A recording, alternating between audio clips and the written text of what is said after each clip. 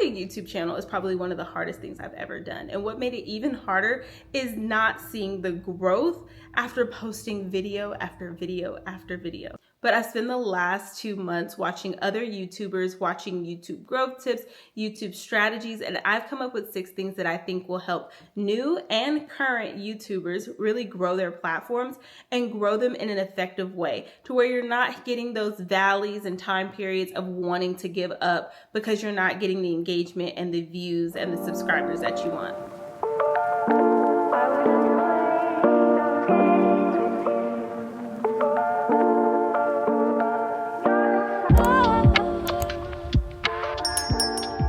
Hey, my name is Nichole. Welcome back to my channel. For those who are new, I love to share anything and everything that I'm learning about YouTube and growing a platform. And I also like to share tips and my journey to entrepreneurship.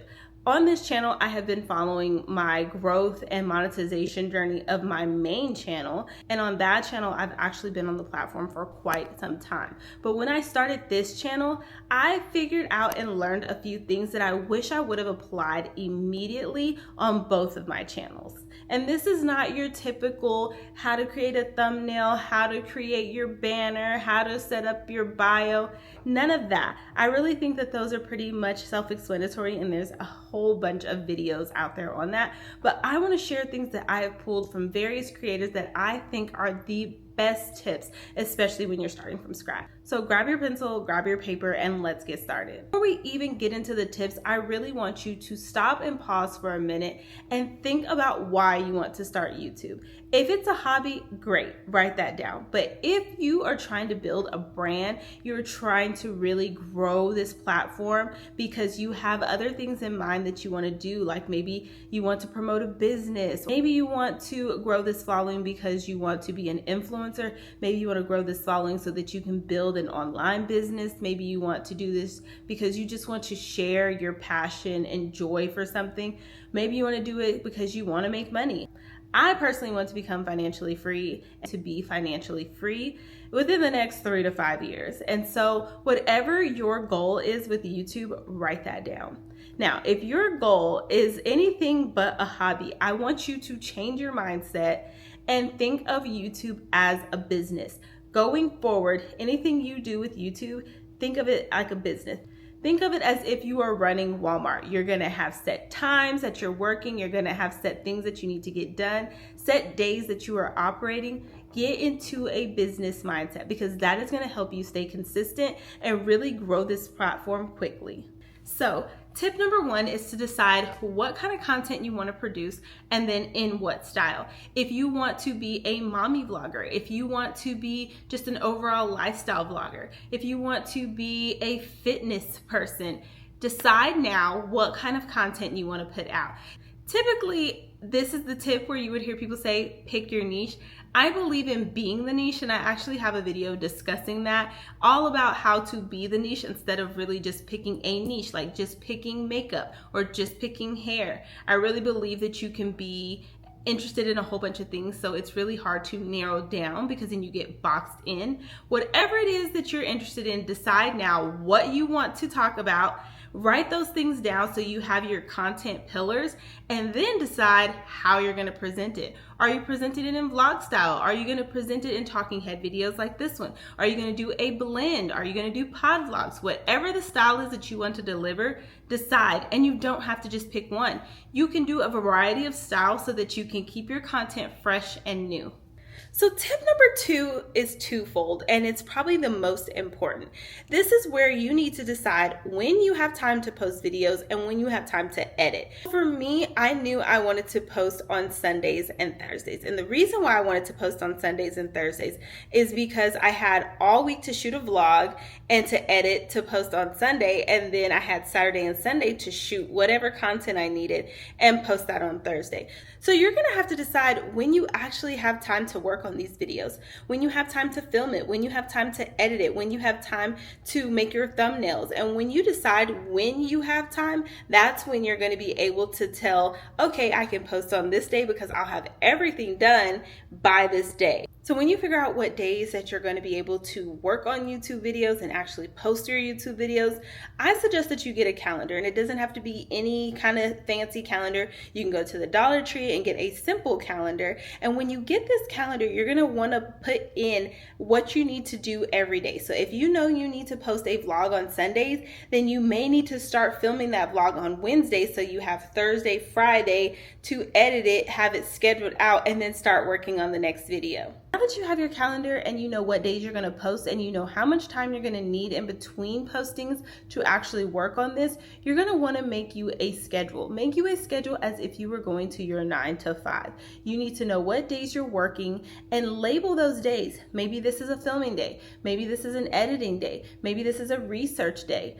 I like to have research time during my work days, and I use my 30-minute lunch. So every day in my 30-minute lunch, Monday through Friday, I am researching or scripting my videos. If you want to be successful, you really have to tap into that business mindset. You have to think like a CEO and plan out everything, because you are a one-man team, and so you are doing everything. So you're really going to have to plan out your days, and it's going to help you stay on top and post consistently. So the fourth tip, I said the other tip was probably the most important. This is going to be really, really key to helping you within the first 2 months. And this is making a catalog of videos before you even post. Before you even post your first YouTube video, you need to have a catalog of videos. This is probably going to be the best tip that is going to set you up for the first 2 months of YouTube, because I'm telling you now, when you post your first video and you don't get views and you still have to keep going, this is going to save you from wanting to quit. So I suggest having 4 to 6 videos pre-recorded. Do not post them. Just pre-record them, edit them, have them scheduled out and ready. And think of your YouTube channel day that you're going to post these videos as your launch date. I learned this from LTK. LTK, when we first got started, we did a masterclass, and they helped us not only learn the platform, but they also set us up to post. They set us up to post for our launch day. And then when we launched and shared with the public, it was like we had been on there forever because we had so much content.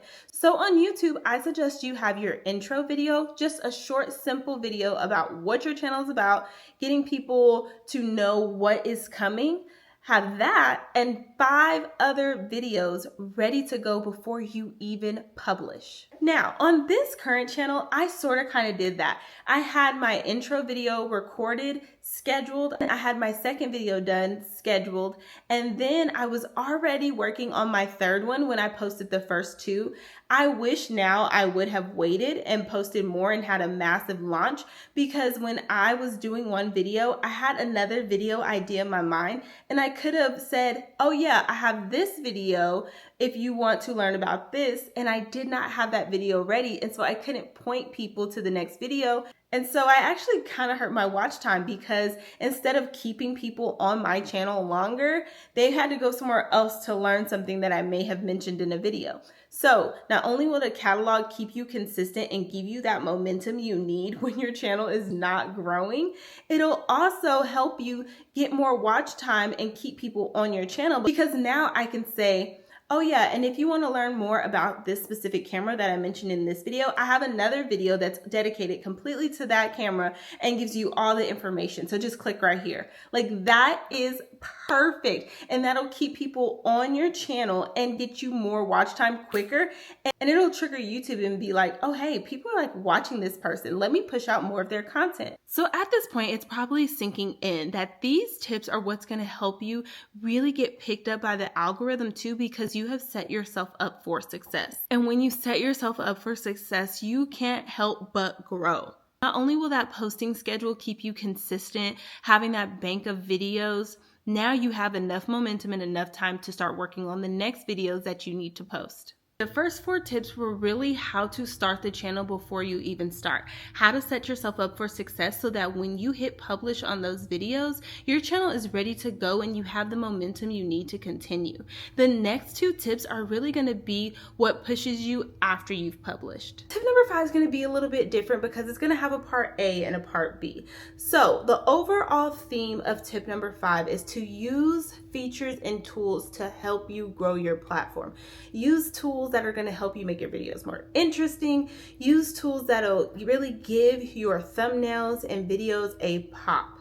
And there's a lot of free features you can use. So that's my part A. Use the audio library in YouTube if you need free music and sound effects. Use the free version of Canva so you can make thumbnails and get text on screen and different things like that. Use TubeBuddy so that you can research topics and keywords. Some other things you can do that are free is just to use your phone to record videos. If you do not have a camera that you can shoot content with, use your phone. Just make sure you use the back camera and not the front camera so you can get the clearest picture. Use natural sunlight. I have been using sunlight this whole time instead of buying fancy lights. Use whatever you already have. If you have a Mac computer or a Mac laptop, just use iMovie or CapCut. CapCut is amazing and I use it all the time, especially for short form content. Use anything free that will really give your channel and videos that pop. Now, if you don't mind investing, then here's part B of tip 5, which is don't be afraid to invest a little in your channel. So if you have a little bit of money to invest in your thumbnails and really get nice graphics and different things like that, go ahead and invest in the paid version of Canva. It is amazing. I recently went back to the paid version, and that is simply because I have started making money with affiliate marketing, and so I decided to pour back into my channel. But the free version is fine too. I also decided to pour into my channel by upgrading to Epidemic Sound. I absolutely love it. I have been using it for a year. I love the library of music it has. It is so amazing. And so when you hear these YouTubers who have the sponsored content, this is not sponsored, and they talk about how amazing Epidemic Sound is, it's because it truly is. I also upgraded to a camera after being on my phone for almost 3 years. I started my main channel with my phone and with iMovie, and I used those 2 things for the longest time. And then I upgraded to a Canon camera. It is the Canon EOS, I believe it's the M6. And then I did end up upgrading the lens, and then I used this until this past year when I finally upgraded to what I'm shooting on now and what I shoot almost all of my content on now, which is my DJI Osmo Pocket 3. I absolutely love this camera. I'm still getting used to it and still learning all the features, but it is so amazing. And the creator combo comes with everything you could possibly need. So if you're interested in that camera, I actually posted a vlog on my main channel about it that I will link down in the description box. But if you would like me to do a more detailed video on it, because that was a first impression, just comment down below and I would be happy to share all about this DJI because I absolutely love it. Something else I ended up upgrading to, and I did it as a student so that I could get the discount, and that is Final Cut Pro. I love Final Cut Pro. I still find myself using CapCut a whole lot, but it's just something about Final Cut Pro that I absolutely love, and I think I've just been on that platform for so long that it's just easy for me to get in there and do what I need to do and not really learn new things. But CapCut is amazing if you don't want to branch out into Final Cut Pro. And I already mentioned lights. If you want to upgrade to great lights, go for it. I think natural light is the best, but as you can see, it's getting kind of dark here, so my natural light is leaving, and so my lighting isn't the best at this point.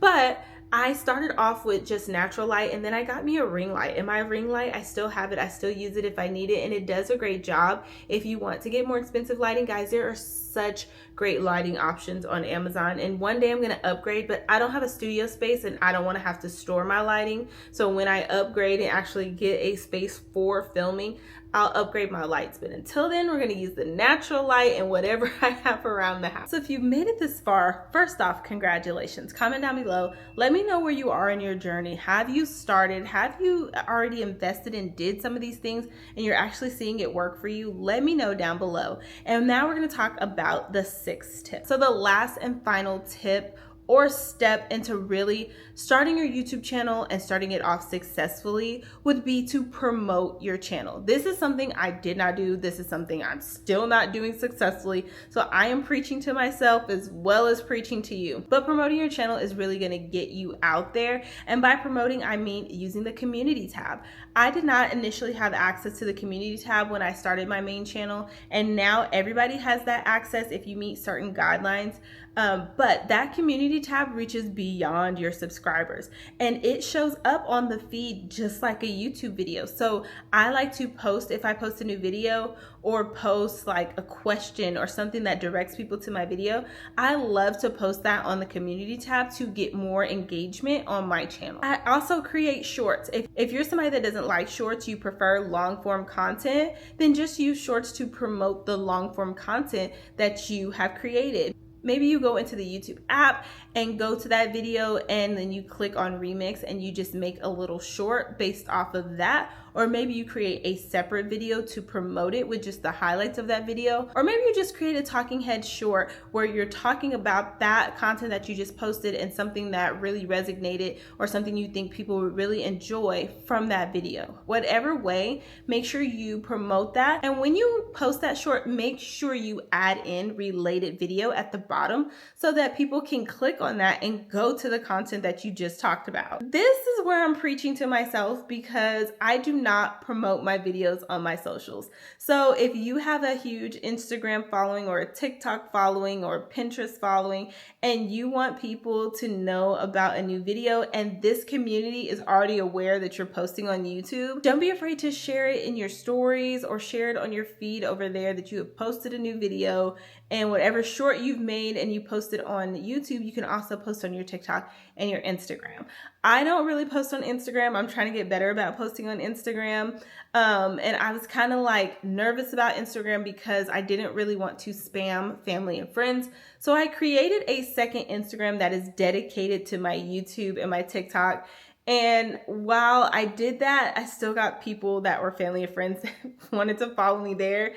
And so it makes me a little hesitant to post about YouTube. But I even am going to start posting that I have new content and really start sharing in my stories because that is going to help bring engagement to my YouTube videos. So that's it, guys. I really hope these tips help you launch your YouTube channel if you have not already started, or give your channel that boost that it needs if you are already on YouTube but you're just not seeing the growth. I'm going to actually take some of these tips and really revamp this channel and set myself up successfully on my main channel because I kind of stopped posting for a while so that I could really just go back to the basics and think about how I wanted to shoot my content, what my schedule was going to be. Sometimes you just have to do a reset. And so that's what I'm doing based off of these tips. So I hope that it helps you. Comment down below if you're going to use any of these tips or what tip that you felt was the best tip or the one that helps you the most. And come back and let me know about your growth. And I'll see you all in the next video. Bye, guys.